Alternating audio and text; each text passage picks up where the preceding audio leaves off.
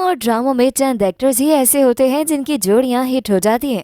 سارہ خان کی اداکار عمران اشرف کے ساتھ ڈرامہ سیریل رقص بسمل میں ایسی ہی جوڑی بنی تھی جسے شائقین نے بے حد پسند کیا۔ اس ڈرامے کے بعد یہ اسکرین جوڑی ہم ٹی وی پر ریلیز ہونے والے ڈرامہ سیریل نمک حرام میں آئی ہے۔ اس ڈرامے میں عمران اشرف، سارہ خان، سنیتا مارشل، بابر علی، مزنہ وقاص، سلمیٰ اعظم، سجاول خان، محسن اعجاز، انیکا ذوالفقار، نبیلہ خان اور دیگر نے اداکاری کے جوہر دکھائے ہیں۔ ڈرامے کا OST شبیر ظفر نے لکھا ہے اور گایا خرم اقبال نے ہے۔ ثقلین عباس کی لکھت اور شکیل خان کی ہدایت کاری میں بننے والے اس ڈرامے کی کہانی طاقت، انتقام اور دھوکہ دہی کے گرد گھومتی ہے۔ ڈرامے کی کہانی ایک ایسے نوکر کے بدلے کی کہانی ہے جس کا خاندان جدی پشتی غلام اور ہنسی خوشی مالکوں کے ظلم سہتا آیا ہے۔ ہر جگہ نہیں، ہر طرف نہیں، لیکن ہمارے معاشرے میں کچھ ایسے شیطان ہیں جنہیں لگتا ہے کہ گھر میں کام کرنے والے ملازم ان کے غلام ہیں۔ اس ڈرامے کو ہم ہر گھر کی کہانی نہیں بلکہ چند گھرانوں یا لوگوں کی کتھا کہہ سکتے ہیں۔ ہم کہہ سکتے ہیں کہ یہ ڈرامہ انتقام پر مبنی ہے۔ ڈرامے کی کہانی مرید اور امین قریشی کے انتقام کی ہے۔ مرید 27 سال سے امین قریشی سے بدلہ لینے کے لیے پلاننگ کر رہا تھا۔ امین کی بیٹی عاصمہ بھی مرید کی مدد کر رہی ہے۔ وقت کے ساتھ مرید کی عاصمہ کے لیے نفرت محبت میں بدل جاتی ہے، جو کہ یقیناً آگے جا کر ڈرامے میں ایک دلچسپ موڑ ثابت ہوگا۔ مرید بظاہر تو اپنے مالک کی خدمت میں کوئی کوتاہی نہیں کرتا، لیکن دل میں مالک کے لیے نفرت اور انتقام رکھتا ہے، لیکن اس کا کھل کر اظہار نہیں کر پاتا۔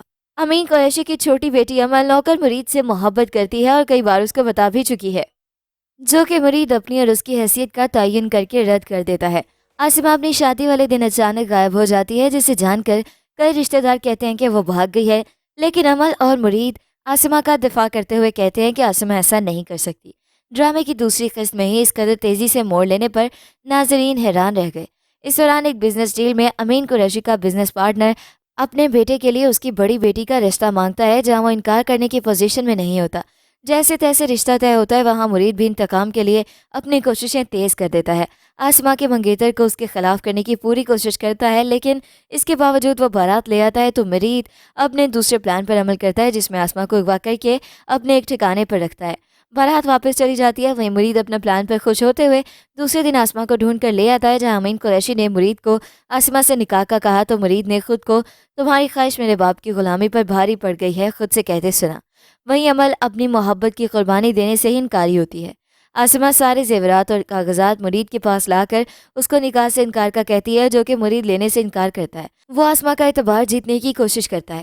امین قریشی عاصمہ کے غائب ہونے اور رشتہ داروں کی باتوں کی وجہ سے ہارٹ اٹیک کے سبب ہسپتال ہوتا ہے۔ وہیں مصطفیٰ امین قریشی سے ملنے آتا ہے تو یہاں ڈرامے کا دلچسپ موڑ شروع ہوتا ہے کہ کیسے مرید اور مصطفیٰ ملے ہوئے ہیں اور دونوں کے ہی خاندان امین قریشی کے مظالم کا شکار ہوئے۔ ملائکہ بھی اسپتال میں امین قریشی سے ملنے آتی ہے۔ وہیں فنکشن میں اس کی آمد کا کسی نے نوٹس نہیں کیا۔ بعد میں ملائمہ بیگم صاحبہ کا نام لینے سے ہچکچاتی ہے کہ کہیں انہیں پتہ نہ چل جائے، لیکن یہاں واقعی ڈرامہ ٹھیک سے تھوڑا ہٹا ہوا لگا کہ اس قدر جھول کیوں ہے ڈرامے میں، جس کو ناظرین کی طرف سے بھی پسند نہیں کیا گیا کہ کچھ سینز ایسے ہیں جہاں حقیقت دور ڈرامے کا بھی گمان نہیں ہوتا۔ یا مرید کا ایک اور چہرہ دیکھنے کو ملتا ہے، جہاں وہ مالک کے قدموں میں بیٹھے ہوئے زبان سے کچھ اور دل میں کچھ اور لیے مالک کی زندگی کی دعا کر رہا ہوتا ہے۔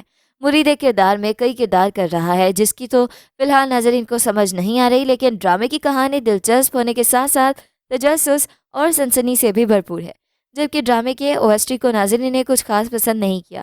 اب تک ایک ساتھ کے ویوز 6 ملین سے زیادہ ہے۔ کیا مرید امین قریشی سے اپنا بدلہ لینے میں کامیاب ہو پائے گا؟ کیا امل اپنی محبت بھول پائے گی؟